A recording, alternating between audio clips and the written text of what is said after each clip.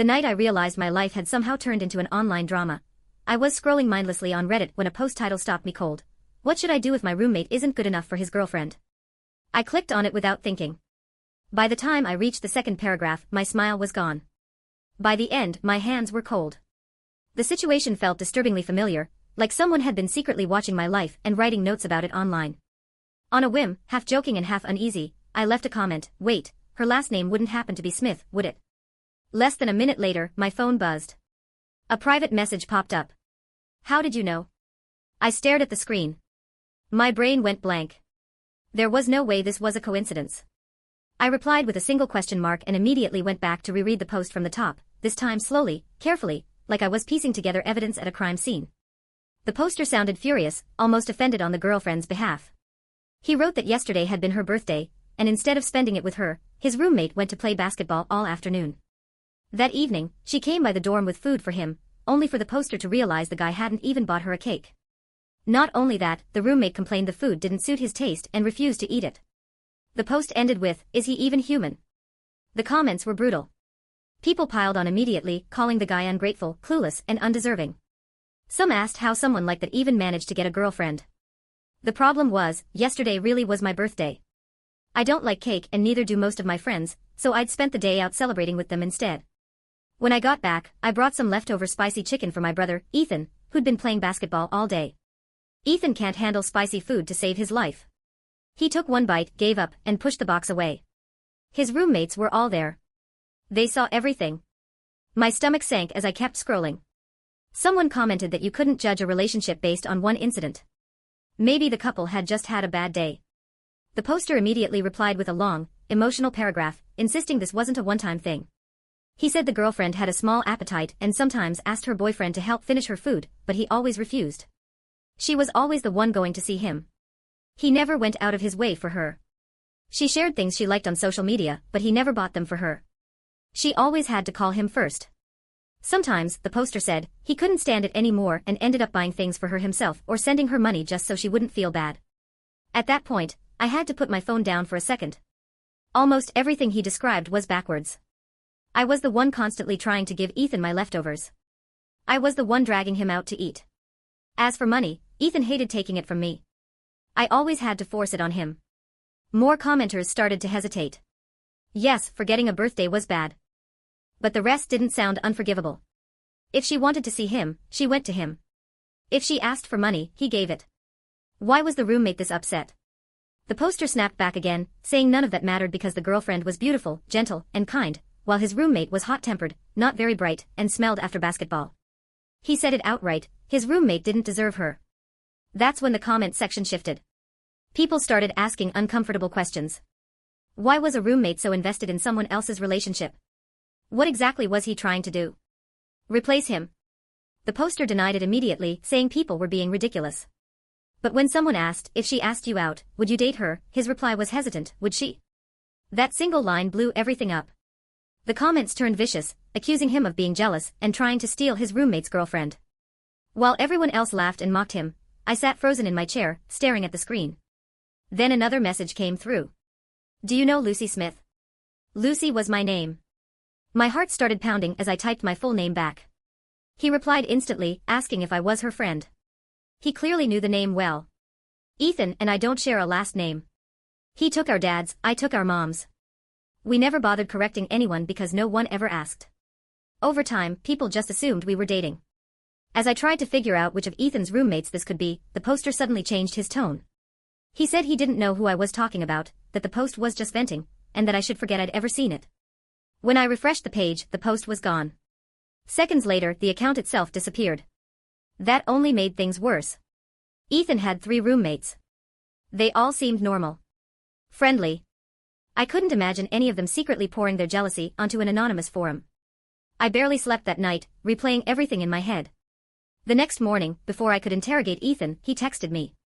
He said his roommates were treating everyone to lunch and that he wouldn't bring me food. Then he sent me $200 like it was nothing. I immediately asked who was paying. He replied, Noah. You don't really know him. Noah. He was famous on campus in a low-key way. Tall, handsome, quiet, always being anonymously confessed to on the university forum. The first time I ever went to Ethan's dorm, Noah had opened the door. I still remembered thinking he looked unreal, like a model who'd wandered into the wrong building. Ethan, for reasons I never fully understood, always said Noah wasn't a good person. Noah didn't strike me as the kind of guy who needed to vent online. But curiosity got the better of me. I asked if I could come to lunch. Ethan was confused, so I guilt-tripped him about missing my birthday. 5 minutes later, he sent me the address. When I got there, Noah came out to meet me instead of Ethan. He said Ethan was in the middle of a game, and asked him to grab me. His voice was polite but distant, like he'd rather be anywhere else. As we walked, I accidentally caught a glimpse of his phone screen. It was open to the campus forum. I joked that he used it too. He stopped walking instantly. Before I could finish my sentence, I noticed the profile picture in the corner of his screen.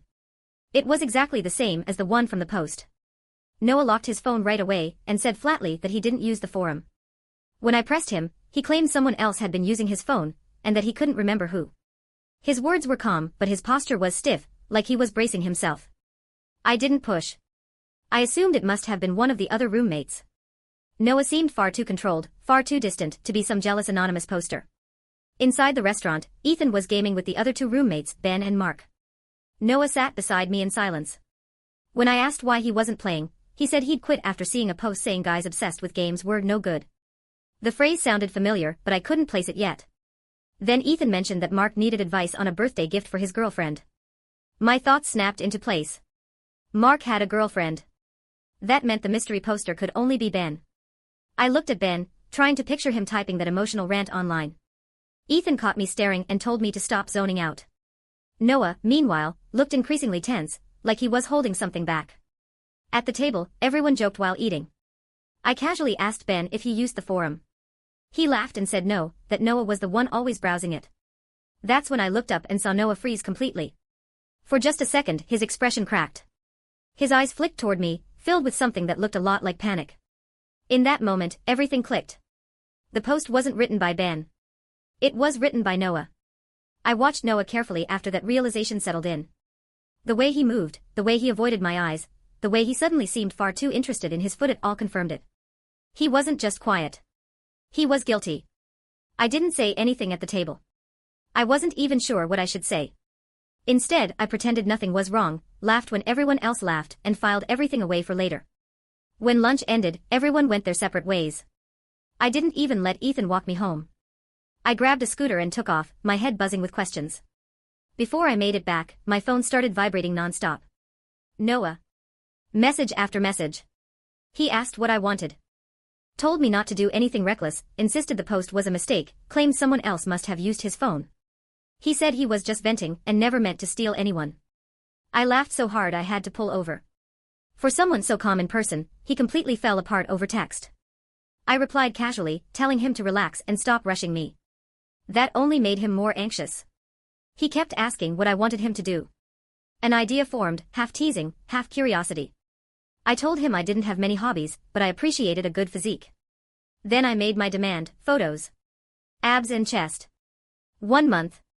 In exchange, I'd delete the screenshot of his post. He refused immediately. So I raised the stakes. I told him I could show Ethan. I reminded him how much Ethan hated people who betrayed their friends. I said it was fair, had something on me, I had something on him. There was no response for a long time. Then he tried negotiating. 1 week. 2 weeks. I didn't budge. Eventually, he gave in. 1 month. Deal. A few minutes later, the photos arrived. The lighting was dim, like he was hiding in a bathroom. A hand lifted the edge of a white t-shirt, revealing sharply defined muscles. He clearly didn't know how to pose, which somehow made it better. Shy. Awkward. Real. I saved every single photo. Over the next few days, Noah became strangely obedient. Every day, a new photo. Sometimes I told him they weren't clear enough and made him retake them. He never complained, only occasionally asking if I'd keep my word. I was enjoying myself a little too much. Even Ethan noticed. He asked why I was always smiling at my phone. I brushed it off, saying I'd found something funny online. A few days later, I ran into Noah at the cafeteria with Ethan. Ethan called him over to sit with us. Noah stiffened when he saw me but didn't dare refuse. He sat down across from me, tense and quiet, glancing at Ethan with something close to resentment. I wondered if he actually thought Ethan treated me badly. To test it, I teased Ethan, asking why he was always picking on me. Ethan looked at me like I'd lost my mind. Noah's lips tightened. That reaction told me everything. When Ethan got up to grab more food, it left just Noah and me at the table. I asked him to peel shrimp for me. He nearly choked. He asked if that was appropriate. I acted innocent, saying Ethan was terrible at it, and that Noah's hands were clean and careful. He hesitated, then put on gloves and peeled every shrimp perfectly, lining them neatly on my plate. When Ethan came back, he stared in confusion at my full bowl. I told him to mind his own business. After that day, the photos stopped. When I questioned Noah, he said he didn't care anymore. He said he wasn't wrong, that Ethan didn't deserve me. He said I didn't seem to like Ethan anymore anyway, because I'd complimented him and asked him for shrimp. He said he was willing to be the bad guy. I was stunned. He was dead serious. He thought he was protecting me. I told him to end the deal and said I'd delete the photos. He told me not to. He said he'd come clean if needed. He was confident I'd choose him. His reason? I'd let him peel shrimp for me. I didn't know whether to laugh or feel touched. A few days later, still conflicted, I went out for drinks with a friend. I was tipsy when a few guys came over to chat. One of them flirted, asking what was bothering me. I laughed and told him talking was useless. I wanted to see abs. They showed me. I wasn't impressed. I pulled out my phone and showed them Noah's photos, praising the definition and tension like a proud art critic. That's when a voice behind me asked where I got those photos.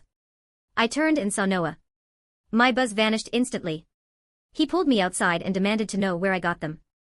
I lied and said online. He looked devastated. He thought someone else had leaked them. Guilt hit me all at once. I admitted everything: the messages, the deal, the teasing. I apologized, expecting him to be furious. Instead, he sighed and told me if anyone had those photos, he was glad it was me. Then he asked me if I'd forgotten that he'd been trying to steal me from my boyfriend. I finally told him the truth. Ethan wasn't my boyfriend. He was my brother. Different last names. No one had ever asked. Noah went completely blank. After a long pause, he said maybe we should keep this from Ethan for now. When I asked what exactly we were hiding, he said the fact that he'd liked me for a long time. The alcohol gave me courage I probably wouldn't have had otherwise. My heart was racing, but I looked straight at Noah and asked him why we were still tiptoeing around it. If he liked me and I wasn't actually dating Ethan, why didn't we just try being together? He froze, like his brain had short-circuited. His hand tightened around mine, warm and unsteady. Are you serious? He asked, studying my face like he was afraid I'd laugh and say it was a joke. I'm serious, I said. Completely. He went quiet for a moment. Then his shoulders relaxed, and the guarded expression he always wore finally slipped away. He smiled, not the polite, distant smile everyone on campus knew, but something softer and almost disbelieving. He admitted he'd liked me long before the post ever existed, and just hadn't thought he had a chance.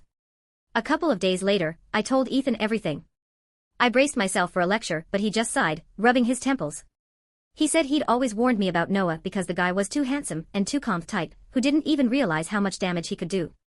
He said he'd only been trying to protect me. I told him it was probably too late for that. Right then, Noah knocked and leaned halfway into the room, clearly having heard enough. With a crooked grin, he said, "Hey, man. Guess I owe you an explanation." Ethan stared at him, stunned. Then he lost it, demanding to know when exactly Noah thought this was a good idea. Noah raised his hands in surrender but didn't stop smiling. I quietly slipped out while the two of them argued, figuring it was best to give them some time to work it out on their own.